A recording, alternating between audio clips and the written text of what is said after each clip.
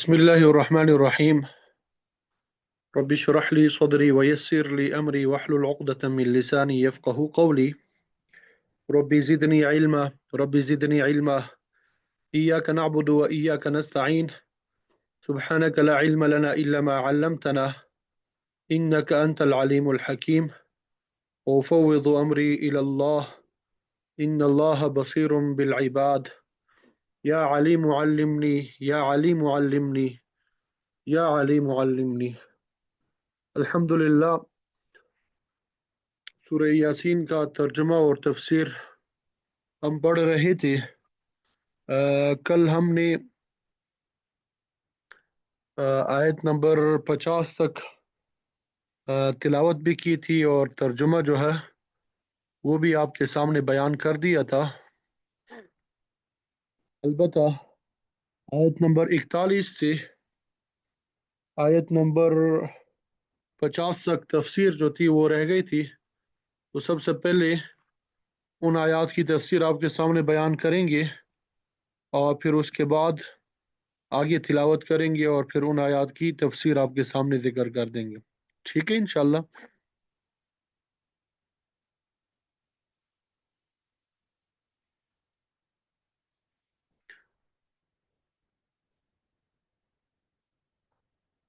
تو آیت نمبر 41 نکالتے ہیں۔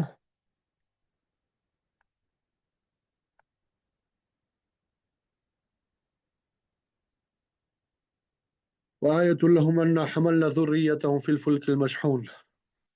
یہاں تک ہم نے تفسیر پڑھ لی تھی، یہاں سے آگے ہم نے تفسیر پڑھنی ہے، ٹھیک ہے؟ تو گزشتہ آیات میں اللہ تعالیٰ نے اپنے قدرت کی نشانیوں کا ذکر کیا۔ انہی نشانیوں میں سے وقوع قیامت یعنی قیامت کے قائم ہونے پہ بھی دلیل قائم ہوئی، اور ساتھ ساتھ میں اللہ تعالیٰ کی وحدانیت بھی سمجھ میں آتی ہے۔ تمام نشانیوں کو پیدا کرنے والا صرف اللہ وحدہ لا شریک ہی ہے۔ اللہ تعالیٰ نے سورج اور چاند کا ذکر کیا، ہر چیز کے جوڑے جوڑے بنانے کا تذکرہ کیا، جن میں انسان، جانور، نباتات وغیرہ سب شامل ہے، اور یہ ساری نشانیاں اللہ تعالیٰ کی وحدانیت کی دلیل ہے۔ یہ ساری نشانیاں کیا ہے؟ اللہ تعالیٰ کی وحدانیت کی دلیل ہے۔ آج کی پہلی آیت میں اللہ تعالیٰ نے کشتی کو اپنی قدرت کی نشانی کے طور پہ متعارف کروایا۔ ارشاد ہوا وآیۃ لہم، اور ان کے لیے ایک نشانی یہ بھی ہے، انا حملناہم انا حملنا ذریتہم فی الفلک المشحون، کہ ہم نے ان کی نسل کو بری ہوئی کشتی میں سوار کیا۔ اس کشتی سے مراد حضرت نوح علیہ السلام کی کشتی ہے، جو آپ نے اللہ تعالیٰ کے اس حکم کی تعمیل میں بنائی، وَاصْنَعِ الْفُلْكَ بِأَعْيُنِنَا وَوَحْيِنَا، کہ ہمارے حکم اور ہماری وحی سے کشتی بناؤ۔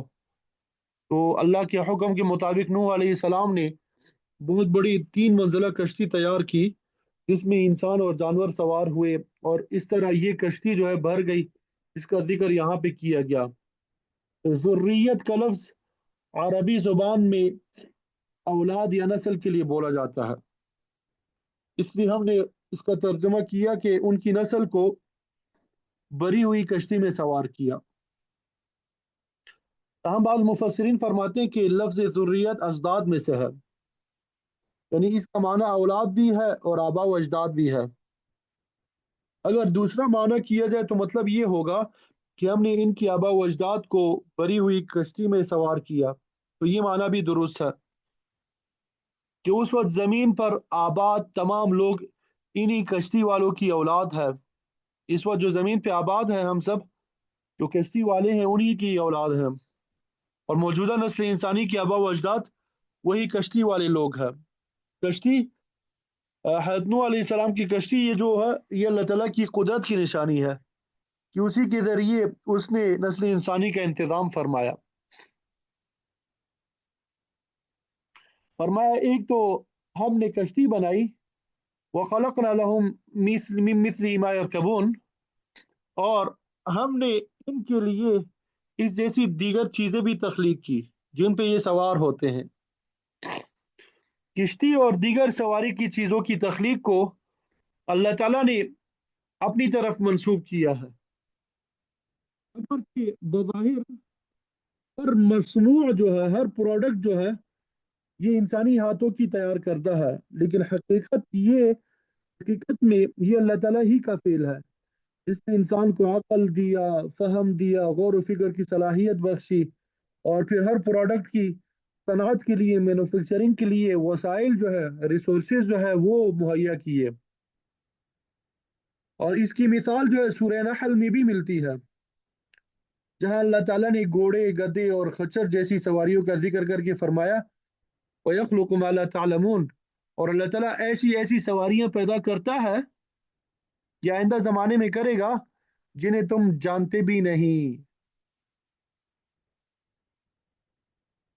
हम देख रहे हैं कि आजकल जो है ये ट्रांसपोर्ट वगैरह जो है, ज़राए नक्ल व हमल की इब्तिदा जिस कश्ती से हुई वो कश्ती तरक्की कर चुकी है। पहले आम कश्तियां समंदरों और दरियाओं में चलती थी, फिर बाज़बानी किश्तियां वजूद में आई, फिर भाप से चलने वाले स्टीमर बने, और आज तेल से चलने वाले लाखों टन वजनी जहाज जो है समंदर की सतह पे रवां दवा है। और इन्हीं जहाज़ों की बदौलत हजारों मुसाफिर और लाखों टन वजनी सामान एक मुल्क से दूसरे मुल्क की तरफ मुंतकिल हो रहा है।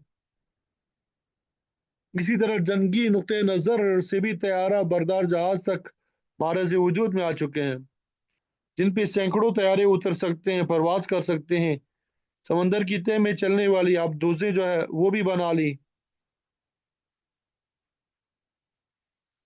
तो ये सब कुछ कश्ती की तरक्की याफ्ता सूरतें हैं जिसका यहाँ पे जिक्र हो रहा है। इसी तरह खुश्की पे चलने वाली लातादाद सवारियां ईजाद हो चुकी है।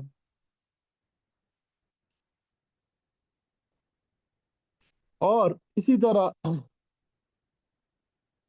जमीन की फजाई हदूद से पार दूसरे सैारों तक के लिए भी परवाजें हो रही है। हवाई जहाज, हेलीकॉप्टर वगैरह जो हम फजा में बुलंद होते देख रहे हैं, और नक्ल व हमल के जराए में से तेज तरीन जरिया है, इनकी वजह से पूरी दुनिया सिमट के रह गई है।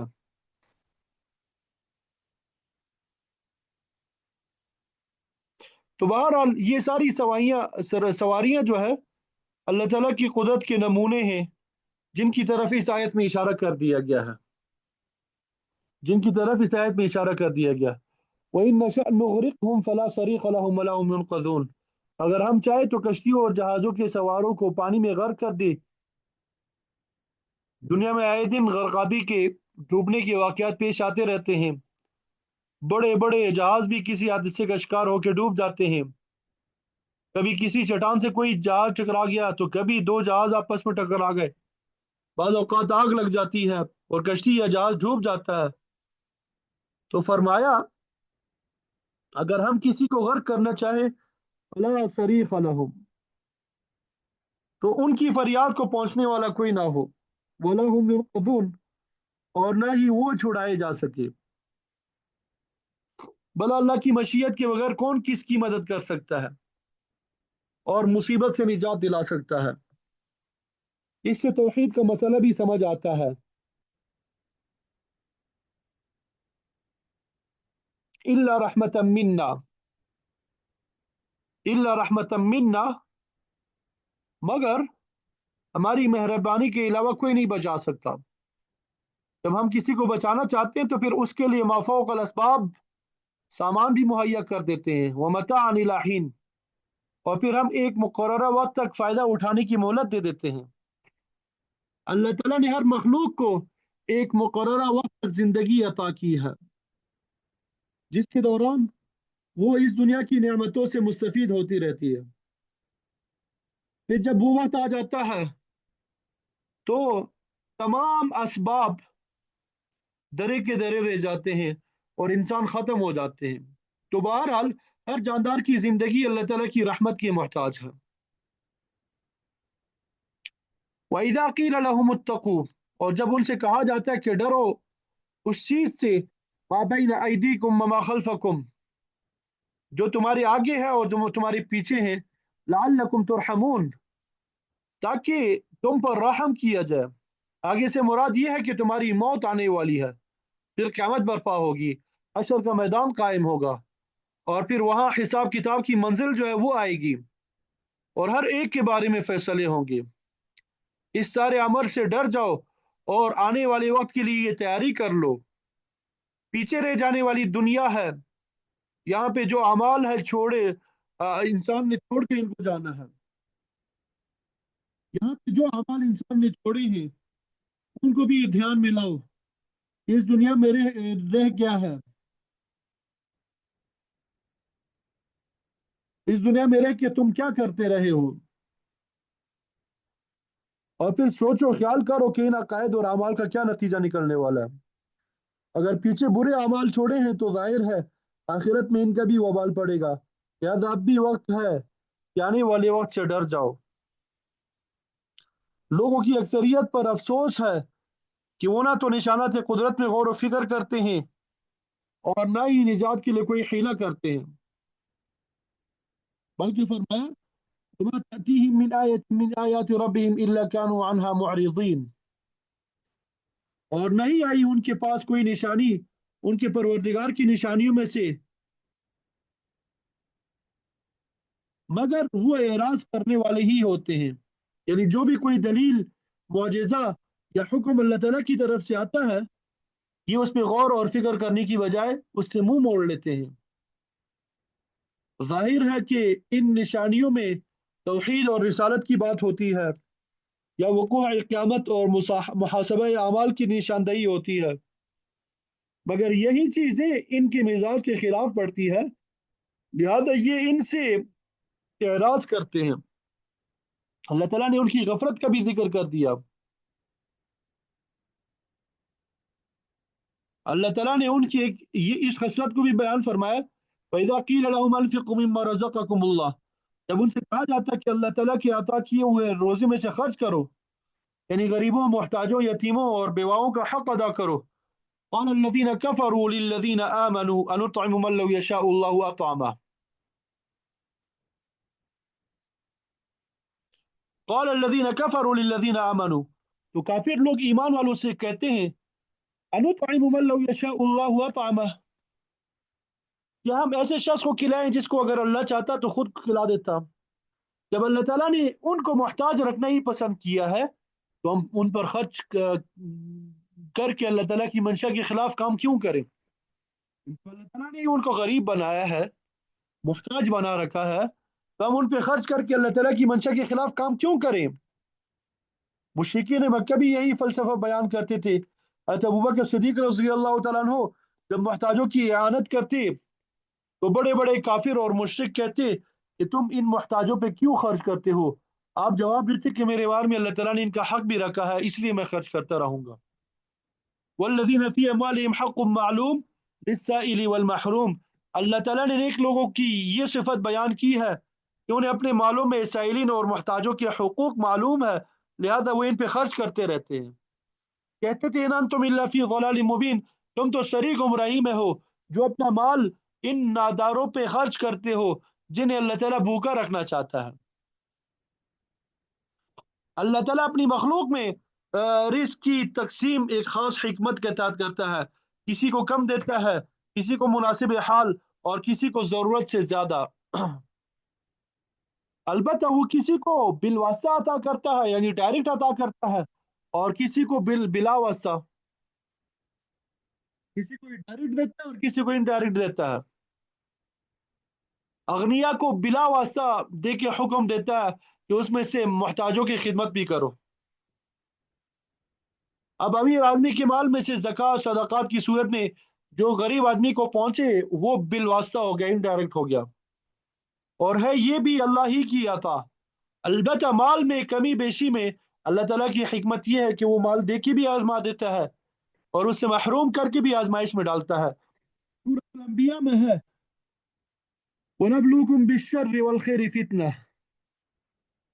کہ ہم تمہیں برائی اور بھلائی ہر دو طریقوں سے آزماتے ہیں۔ وہ اغنیا کو مال دے کے آزماتا ہے کہ وہ اس کے حقوق کس حد تک پورے کرتے ہیں، اور ابا کو محروم کر کے آزماتا ہے کہ وہ کس حد تک صبر کا مظاہرہ کرتے ہیں۔ جب وہ رزق حلال کی تلاش میں نکلتے ہیں या चोरी डाका और धोखाधड़ी का पेशा इख्तियार करते हैं। बाज लोगों को अमीर और बाज लोगों को गरीब रखने की एक हिकमत यह भी है कि मखलूक की मईशत का दारोमदार इसी किस्म की तकसीम पर है। वे सब के सब अमीर ही होते, फिर मजदूरी कौन करता, काश्तकारी कौन करता, फैक्ट्रियां कैसी चलती। इसी तरह अगर सारे के सारे मोहताज ही होते तो वो अपने एहतियाज किससे पूरे करते। तो इस तरह भी तमद्दुन का निज़ाम कायम नहीं रह सकता। चुनांचे अल्लाह ताला ने किसी को कारखाने और किसी को मजदूर बना दिया, किसी को जमीन का मालिक और किसी को किसान बना दिया, और इस तरह दुनिया की तमद्दुन की गाड़ी चल रही है।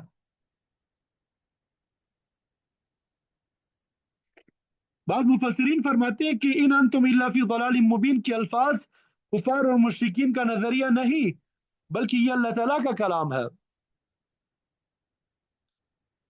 जो अपने बंदों पे वाज़ेह करना चाहता है कि तुम कैसी गुमराही की बातें कर रहे हो।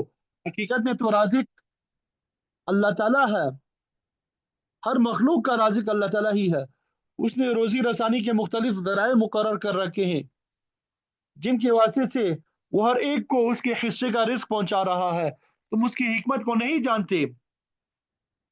बाज लोग अजराह तआसुब और आइनात कहते थे, वयक़ूलून मता हाज़ल वादु इन कुंतुम सादिकीन, कि अगर तुम अपने दावे में सच्चे हो तो बताओ कि वक़ूअ क़यामत और मुहासबा आमाल का वादा कब पूरा होगा।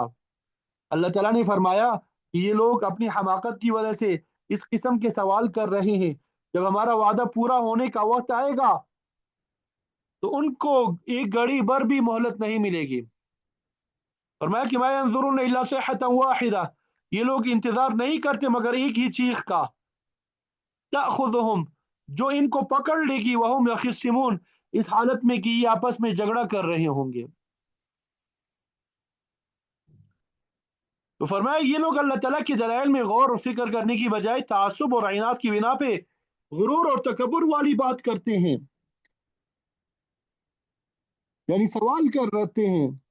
जब हमारी गिरफ्त आएगी तो फिर किसी लंबे चौड़े लश्कर की जरूरत नहीं पड़ेगी, बल्कि उनके लिए एक चीख ही काफी है जो उनका काम तमाम कर देगी।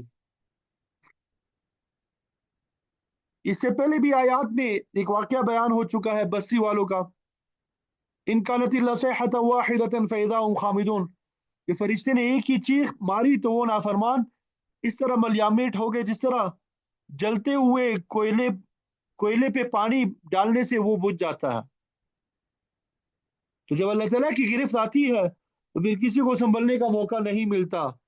फला यस्ततीऊन तौसियतन वला इला अहलिहिम यरजिऊन, फिर न तो वो कोई वसीयत ही कर सकते हैं कि मेरे बाद फला काम इस तरह कर लेना या मेरे माल को इस तरह सर्व करना, बल्कि इतना तो मौका ही नहीं मिलता। वला इला अहलिहिम यरजिऊन, और न ही वो अपने घर वालों के पास लौट कर आ सकते हैं कि उनसे कोई बात ही कर ले। कोई शख्स बाजार में हो या मकान में, खेत में हो या फैक्ट्री में, दफ्तर में हो या सफर कर रहा हो, जहां कहीं भी होता है अल्लाह ताला की गिरफ्त में वही आ जाती है और उन्हें जरा भर भी मोहलत नहीं मिलती। तो फरमाया कि क़यामत के बारे में पूछ कर क्या ये लोग ऐसी अचानक वक्त का इंतजार कर रहे हैं।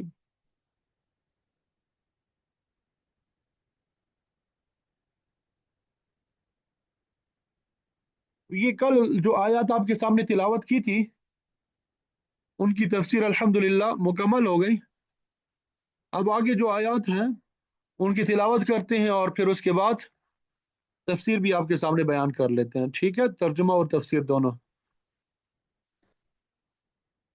अऊज़ु बिल्लाहि मिनश शैतानिर रजीम, बिस्मिल्लाहिर रहमानिर रहीम। वनुफ़िख़ फ़िस्सूरि फ़इज़ा हुम मिनल अजदाथि इला रब्बिहिम यंसिलून। قالوا يا ويلنا من بعثنا من مرقدنا هذا ما وعد الرحمن وصدق المرسلون. إن كانت إلا صيحة واحدة فإذا هم جميع لدينا محضرون فاليوم لا تظلم نفس شيئا ولا تجزون إلا ما كنتم تعملون إن أصحاب الجنة اليوم في شغل فاكهون هم وأزواجهم في ظلال على الأرائك متكئون لهم فيها فاكهة ولهم ما يدعون سلام قولا من رب رحيم وامتازوا اليوم أيها المجرمون صدق الله العظيم. پہلے ان آیات کا ترجمہ اور پھر تفسیر پڑھتے ہیں، پھر اس کے بعد اگر وقت بچا تو آگے پڑھ لیں گے، ورنہ پھر کل پڑھ لیں گے۔ اللہ تعالیٰ ہم سب کو صحیح طریقے سے بیان کرنے کی توفیق نصیب فرما دیں۔ وَنُفِخَ اور پھونکا جائے گا فی الصوری سور میں، اور پھونکا جائے گا سور میں، فَإِذَا هُمْ تو اچانک وہ سب من الاجداث قبروں سے الی ربہم اپنے رب کی طرف ینسلون تیزی سے دوڑ رہے ہوں گے، اور پھونکا جائے گا سور میں تو اچانک وہ لوگ قبروں سے اٹھ کے اپنے پروردگار کی طرف دوڑ رہے ہوں گے، اپنے پروردگار کی طرف دوڑ رہے ہوں گے۔ نسل ینسلو کا معنی ہوتا ہے تیزی سے دوڑنا، اجداث قبروں کے معنی میں۔ قالو وہ سب کہیں گے یا ویلنا ہائے افسوس ہم پر، وہ سب کہیں گے ہائے افسوس ہم پر، من بعثنا کس نے بعثنا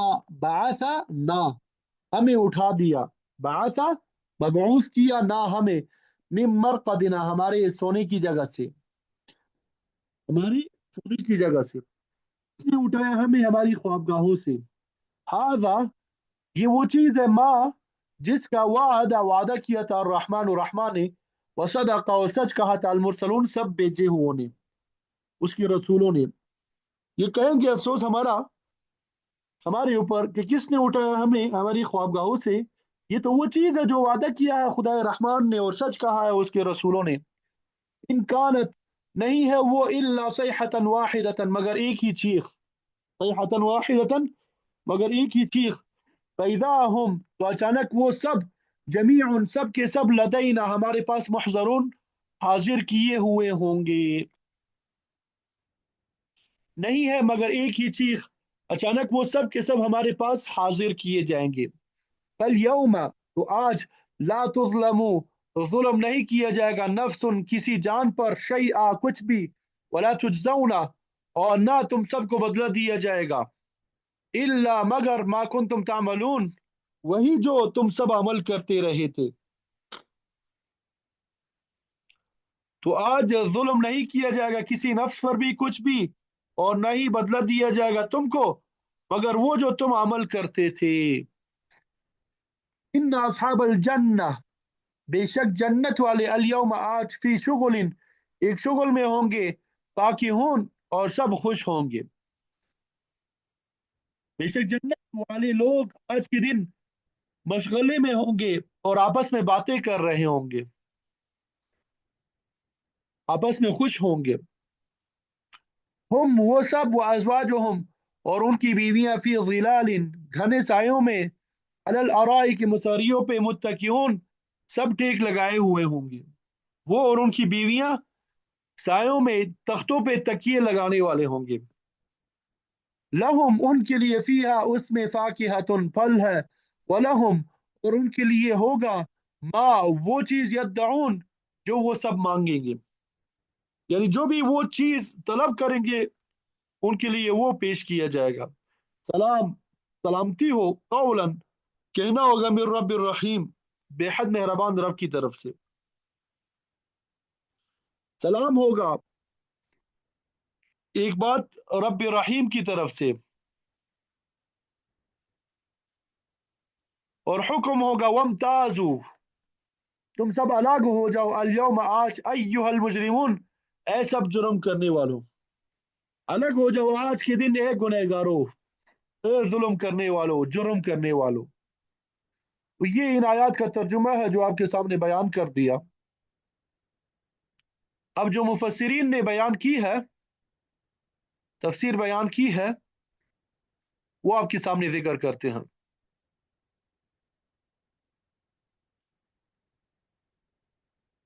یا اللہ رحم۔ تو اس سے پہلے اللہ رب العزت نے آیات قدرت کو بیان کیا، اور اس کے بعد اللہ تعالیٰ نے کفار اور مشرکین کی مذمت بیان فرمائی، اور یہ بھی کہ جب ان سے کہا جاتا ہے کہ آگے کے لیے کچھ تیاری کر لو،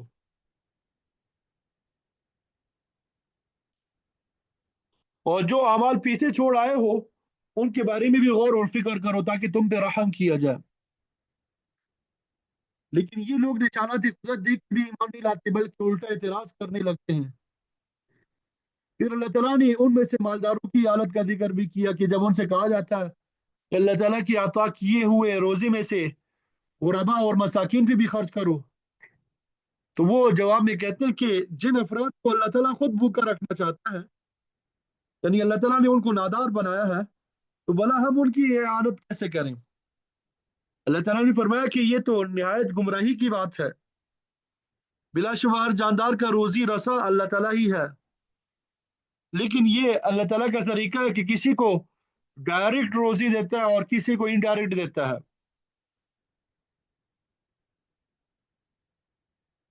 تو آج کی آیات میں اللہ تعالیٰ نے قیامت کے واقع ہونے اور لوگوں کی دوبارہ اٹھائے جانے کے بارے میں بعض حالات کو ذکر کیا ہے۔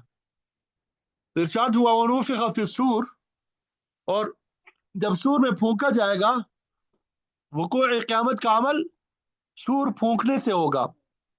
اللہ تعالیٰ کا ایک فرشتہ منہ میں سینگ کی شکل کا ایک بغل تھامے کھڑا ہے، منتظر ہے کہ کب اللہ کا حکم ہو وہ اس میں اس سور میں پھونک مارے۔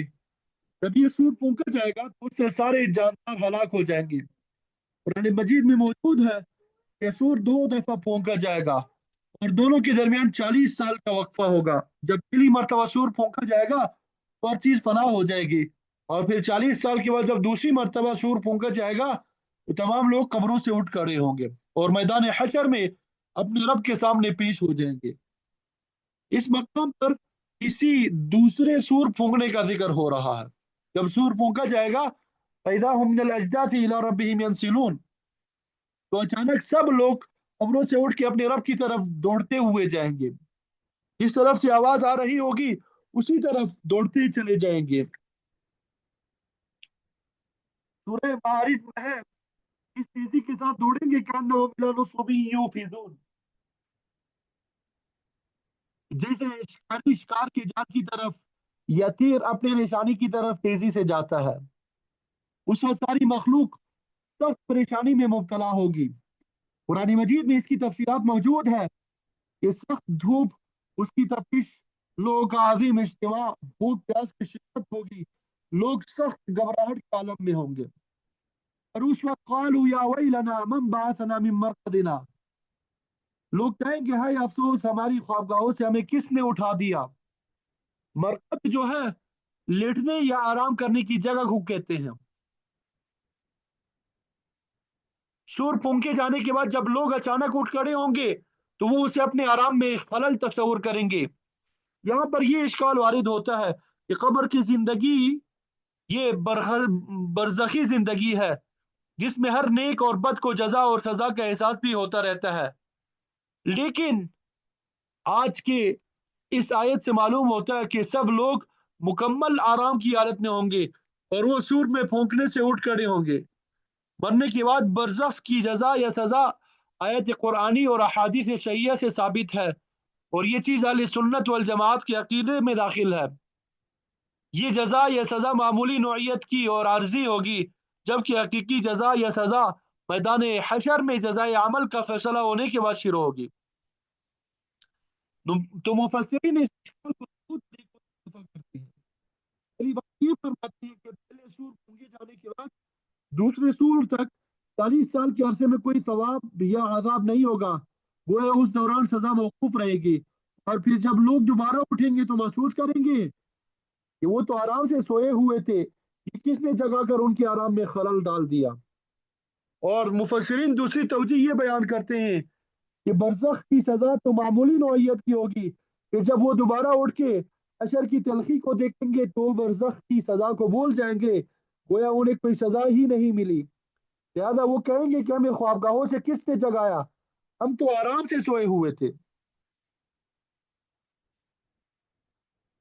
तो अल्लाह ताला की तरफ से इरशाद होगा, हाज़ा मा वअद अर्रहमान व सदक़ल मुरसलून, यही तो वो चीज है जिसका वादा खुदा रहमान ने किया था, जिसके बारे में खुदा के रसूलों ने सच फरमाया था कि एक ऐसा दिन आने वाला है जब तुम सब कब्रों से दोबारा उठाए जाओगे, फिर हिसाब किताब की मंजिल आएगी और हर एक को अपने किए का बदला चुकाना पड़ेगा। तो फिर क्या होगा, इन कानत इल्ला सैहतन वाहिदा, एक ही आवाज आएगी, फैदा हम जमीउल लदैना मुहज़रून, बस अचानक सब के सब हमारे पास हाजिर कर दिए जाएंगे। सूर फूंकने की देर है कि हर शख्स भागम भाग अल्लाह के सामने पेश होगा, फिर हर अमल का मुहासबा होगा और जजा या सजा के फैसले होंगे। कोई भी इधर उधर भाग नहीं सकेगा। दुनिया में मुलजिम जो है वो तो रुपोश हो जाता है या मफरूर हो जाते हैं, लेकिन वहां कोई एक कदम भी नहीं उठा सकेगा जब तक कि उसका फैसला ना हो जाए। फल यौम ला तुज़लमु नफ्सुन शैआ, उस दिन किसी जान पे कोई जुल्म और ज्यादती नहीं होगी, बल्कि हर फर्द को उसके अमाल का पूरा पूरा बदला मिलेगा। उस दिन किसी की जरा बराबर भी कोई नेकी जाया नहीं होगी और न ही किसी बुराई की छूट होगी, बल्कि सबको मुकम्मल जजा या सजा मिल के रहेगी। वला तुज़्ज़ौना इल्ला मा कुन्तुम तामलून, और तुम्हें सिर्फ तुम्हारे किए हुए अमाल का ही बदला दिया जाएगा। आगे नेकोकारों की जजा के बारे में फरमाया, इन अस्हाबल जन्नतिल यौमा फी शुगुलिन फाकिहून, फिर जिन खुशकिस्मतों के हक में जन्नत का फैसला होगा वो मशगले में होंगे, आपस में खुशी खुशी बातें करेंगे, उन्हें हर किस्म का ऐश और निशात हासिल होगा और तमाम नागवार और नापसंदीदा चीजें उनसे हटा ली जाएंगी। फिर उनको न कोई जिस्मानी अजियत पहुंचेगी और न रूहानी कोफ्त होगी। हम व अज़वाजुहुम फी ज़िलालिन अलल अराइकि मुत्तकिऊन, वो और उनकी बीवियां तख्तों पे टेक लगाए सायों में बैठे होंगे। अरीका का माना तख्त होता है। आज के इस्लाम में इसको सोफा सेट भी कहा जा सकता है। मतलब ये कि जन्नती लोग जन्नत में निहायत आराम और सुकून के साथ अपनी पसंद की आला जगहों पे बैठे होंगे, बड़ा खुशगवार माहौल होगा, वो आपस में खुशी खुशी बातें करेंगे, उन्हें हर किस्म की तफरी मुयसर होगी और कोई परेशानी लाहिक नहीं होगी। लहुम फीहा फाकिहतुन व लहुम मा यद्दऊन, वहाँ उनके लिए मुख्तलिफ अनवा फल होंगे जिनको वो इस्तेमाल करेंगे। व लहुम मा यद्दऊन, और उसके अलावा उन्हें हर वो चीज़ हासिल होगी जिसका मुतालबा करेंगे। उनकी ख्वाहिशात और मुतालबात भी नहायत पाकीज़ा किस्म के होंगे और कोई कमज़ोर और रदी ख्वाहिश पैदा ही नहीं होगी। तो बहरहाल उन्हें मुंह मांगी मुराद मिलेगी, उनको ज़ाहिरी और जिस्मानी लज्जतों के अलावा हर किस्म की नफसानी और रूहानी आसाइश भी हासिल होगी। सूरह हामीम सजदा में है, वलकुम फिहा मा तश्तही अनफुसुकुम वलकुम फिहा मा तदऊन, वहाँ हर चीज मिलेगी जिसको दिल चाहेगा और हर वो चीज जिसका मुतालबा किया जाएगा। इन मादी नेमतों के अलावा फरमाया, सलामुन, सलामती होगी, कौलन मिर रब्बिर रहीम, ये परवरदिगार की तरफ से कौल होगा जो कि निहायत मेहरबान है। अल्लाह ताला फरमाएगा कि ए जन्नत वालो, मेरी तरफ से तुम्हें हमेशा हमेशा के लिए सलामती नसीब हो। सूरत नहल में फरिश्तों के सलाम का जिक्र भी आता है। जब फरिश्ते नेक लोगों की रूह कब्ज करते हैं, यक़ूलून सलामुन अलैकुम उदखुलुल जन्नत बिमा कुंतुम तामलून, تو کہتے ہیں کہ تم پہ سلامتی ہو، جنت میں داخل ہو جاؤ ان اعمال کے بدلے میں جو تم انجام دیا کرتے تھے۔ اور پھر جنتی آپس میں بھی ایک دوسرے کے لیے سلامتی کی دعائیں کریں گے۔ سورہ یونس میں دعواہم فیہا سبحانک اللہم و تحیتہم فیہا سلام۔ جب جنتی جنت کی نعمتوں کو دیکھیں گے تو کہیں گے سبحان اللہ، اور وہاں ان کی آپس میں دعا السلام علیکم ہوگی۔ لیکن جنت والوں کو سب سے زیادہ خوشی اس بات کی ہوگی کہ اللہ تعالیٰ فرمائے گا میرے بندو، میری طرف سے تم پہ ہمیشہ کے لیے سلامتی ہو۔ حدیث میں آتا ہے کہ اللہ تعالیٰ فرمائے گئے جنتیوں، احل علیکم رضوانی فلا اسخط علیکم بعدہ ابدا، میں اپنی رضا اور خوشنودی تم پہ اتارتا ہوں، اس کے بعد تم پہ کبھی ناراض نہیں ہوں گا، ہمیشہ خوش ہی رہوں گا۔ تو یہ اللہ تعالیٰ کی سب سے بڑی نعمت ہے، اللہ تعالیٰ ہم سب کو بھی نصیب فرما دے۔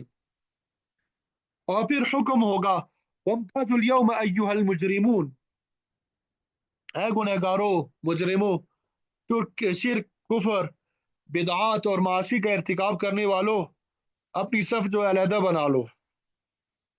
دنیا میں تو نیک اور بد سب ملے جلے تھے، مگر آج تم علیحدہ ہو جاؤ کہ تمہارا راستہ نیکوکاروں سے الگ ہے اور تمہارا ٹھکانہ بھی مختلف ہے۔ اور پھر اللہ تعالیٰ ان سے محاسبہ کرے گا، تو یہ نہایت مشکل گھڑی ہوگی، پریشانی کا عالم ہوگا، اور مجرموں کے لیے بڑی کٹن منزل ہوگی۔ اللہ تعالیٰ ہم سب کی حفاظت فرمائے۔ الم اعہد الیکم یا بنی آدم اللہ تعبدوا الشیطان، یہاں سے انشاءاللہ کل پڑھیں گے۔ اللہ تعالیٰ مجھے آپ کو عمل کی توفیق نصیب فرما دی۔ وآخر دعوانا ان الحمد للہ رب العالمین۔